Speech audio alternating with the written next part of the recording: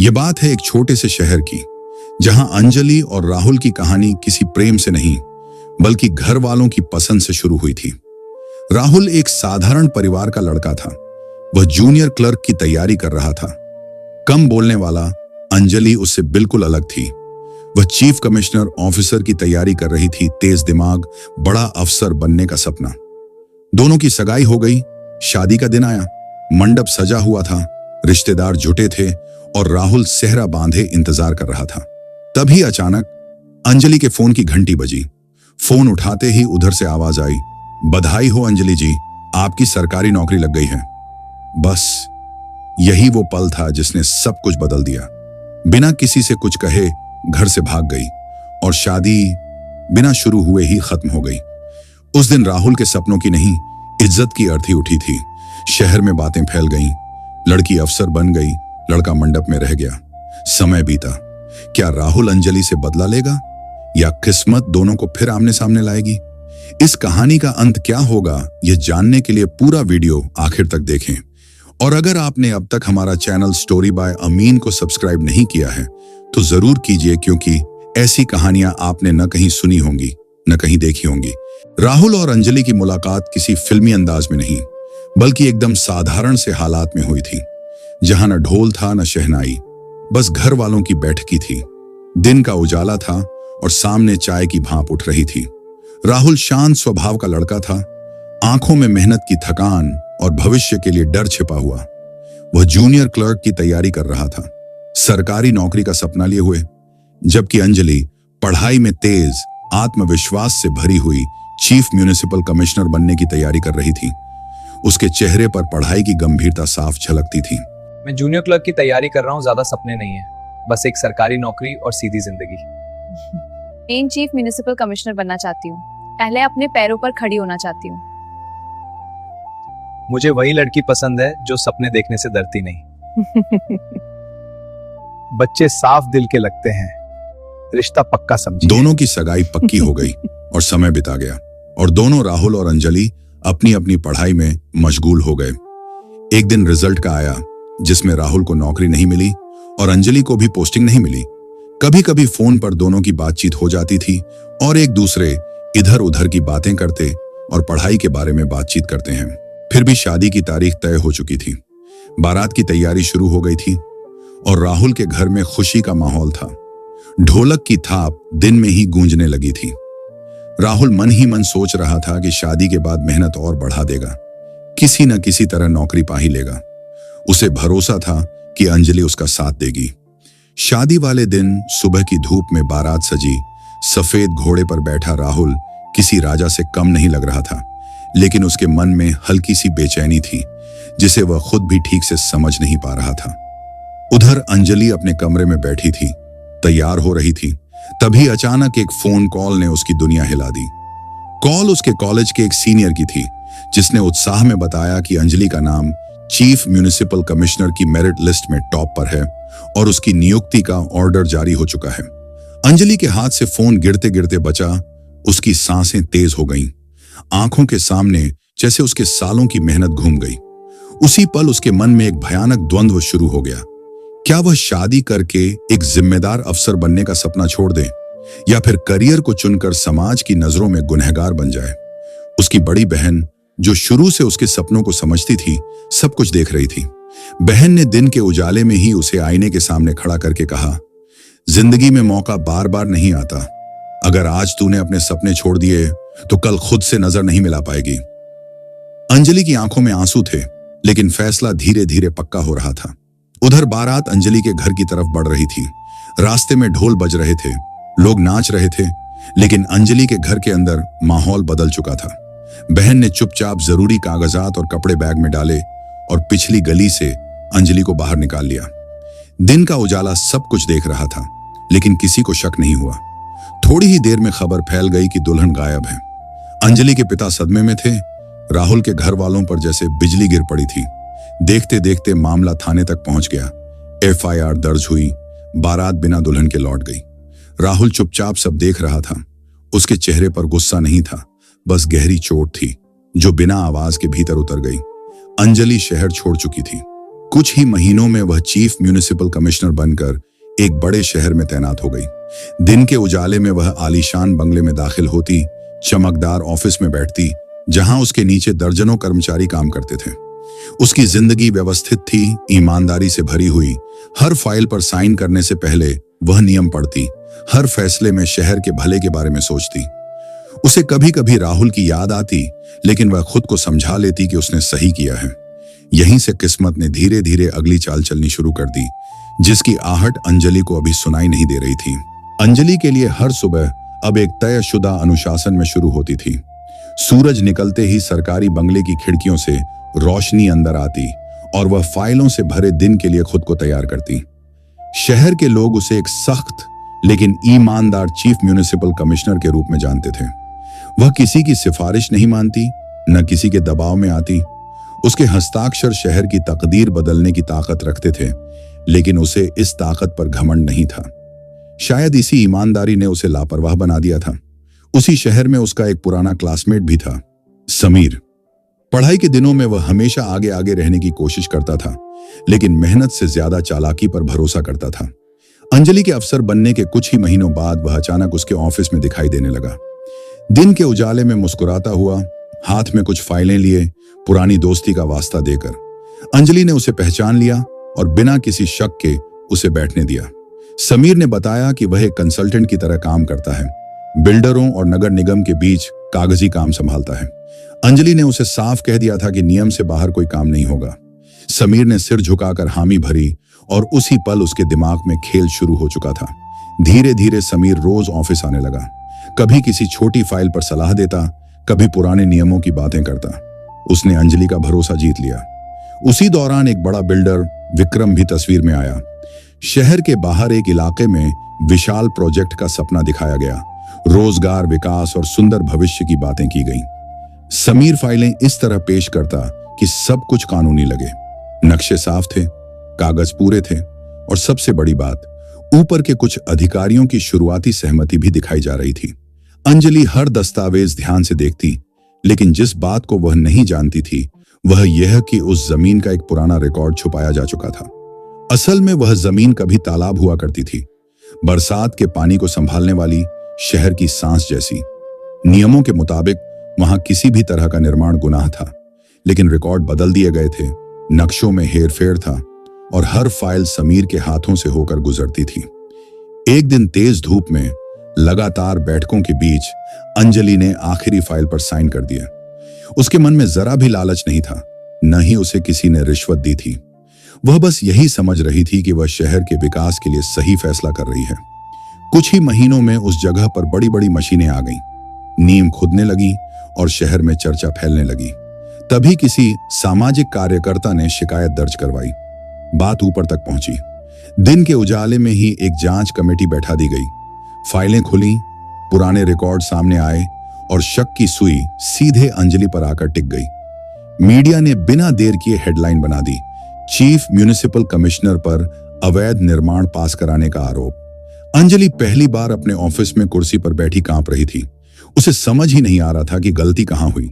जांच कमेटी की मीटिंग एक बड़े कॉन्फ्रेंस हॉल में रखी गई। दिन का उजाला कांच की दीवारों से अंदर आ रहा था, लेकिन माहौल भारी था। बड़े बड़े अधिकारी आए, सवालों की बौछार हुई।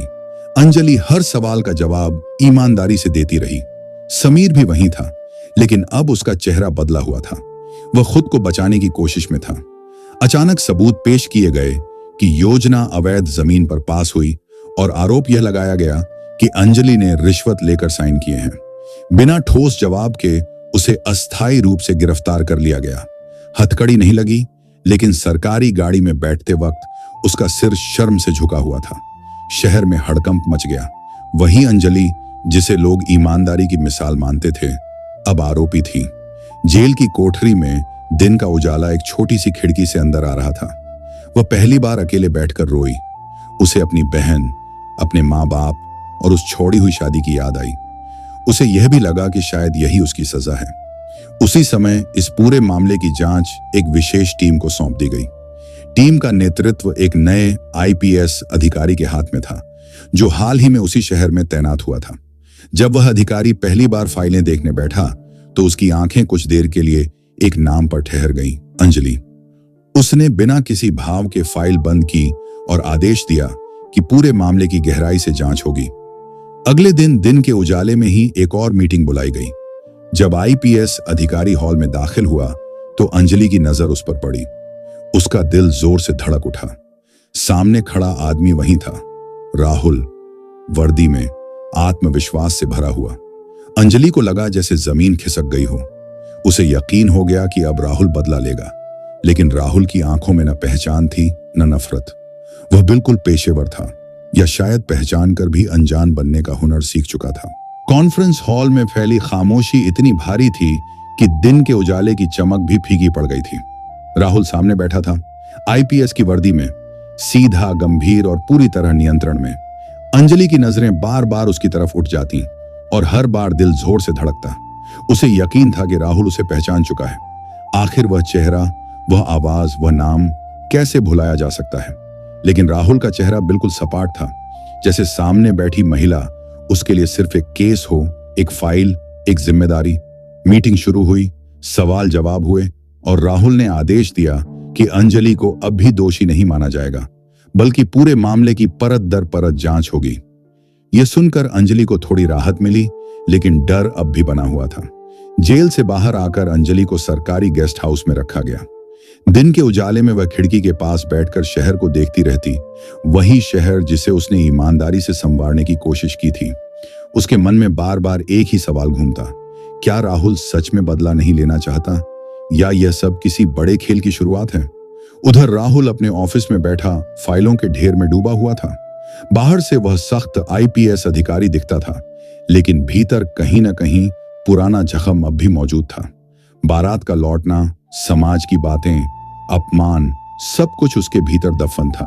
लेकिन उसने खुद से वादा किया था कि वर्दी पहनने के बाद निजी बदले की कोई जगह नहीं होगी। राहुल ने जांच को चुपचाप आगे बढ़ाया। उसने सीधे किसी पर आरोप नहीं लगाया।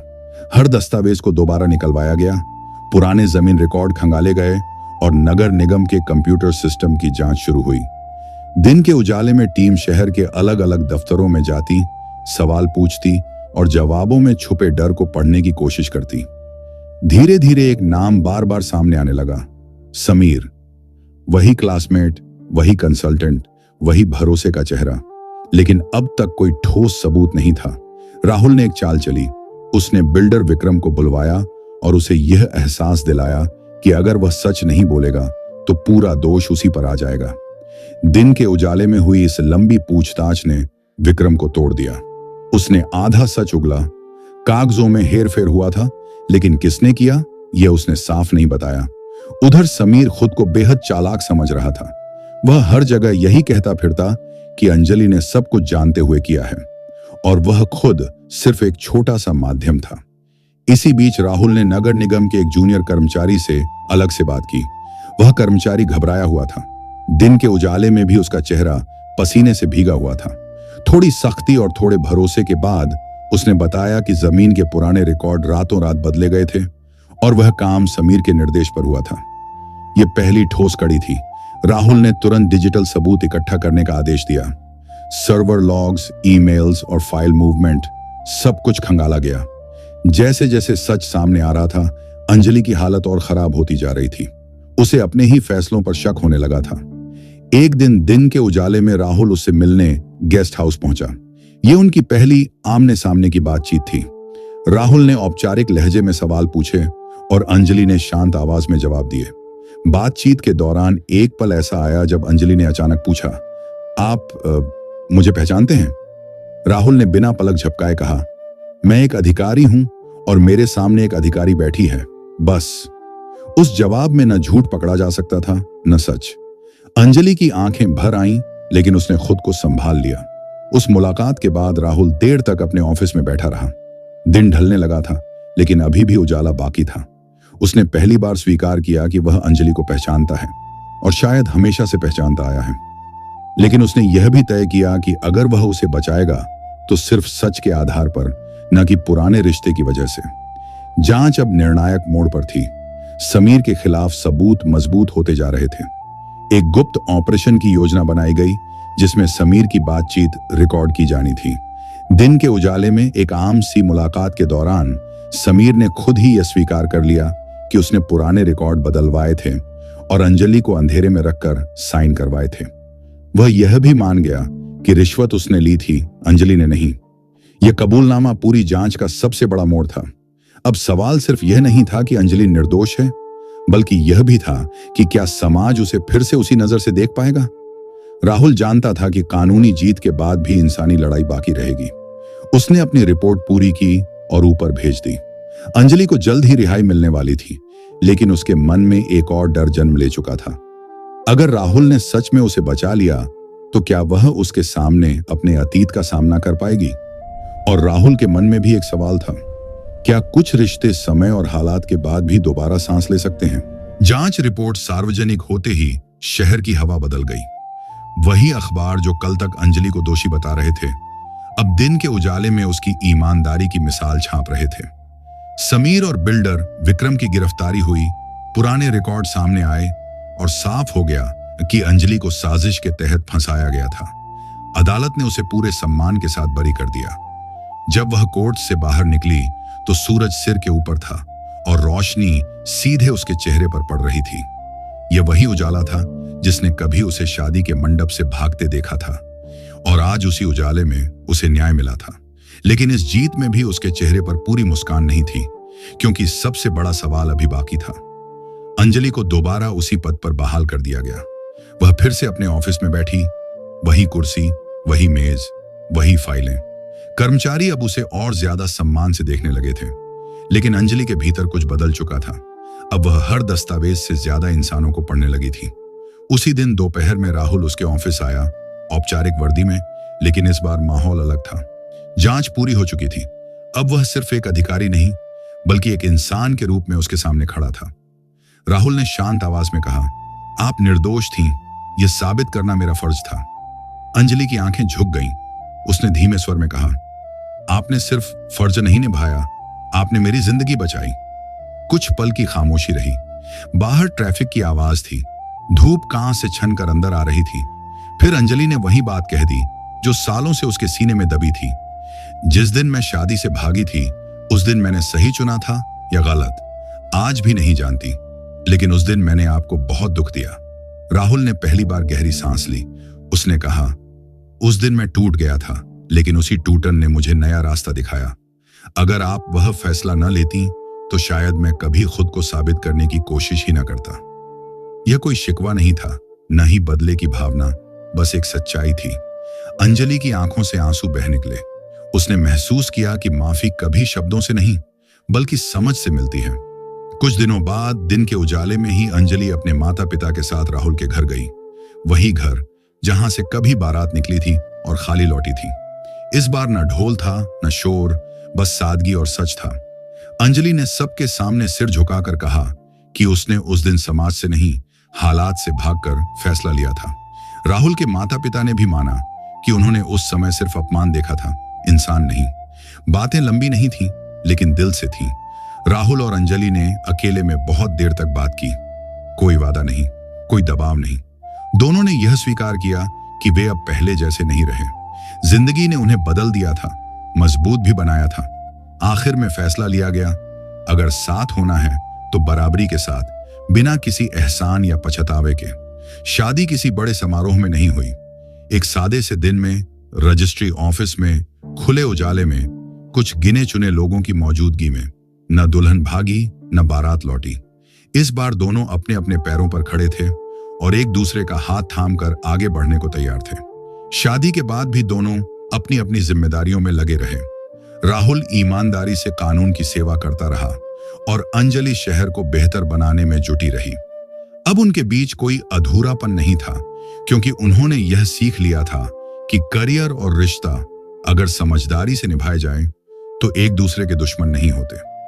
दिन का उजाला हर सुबह उनके घर में आता, खिड़कियों से छनकर, और उन्हें याद दिलाता कि अंधेरा चाहे जितना गहरा हो, सच और सब्र की रोशनी एक न एक दिन रास्ता जरूर दिखा देती है।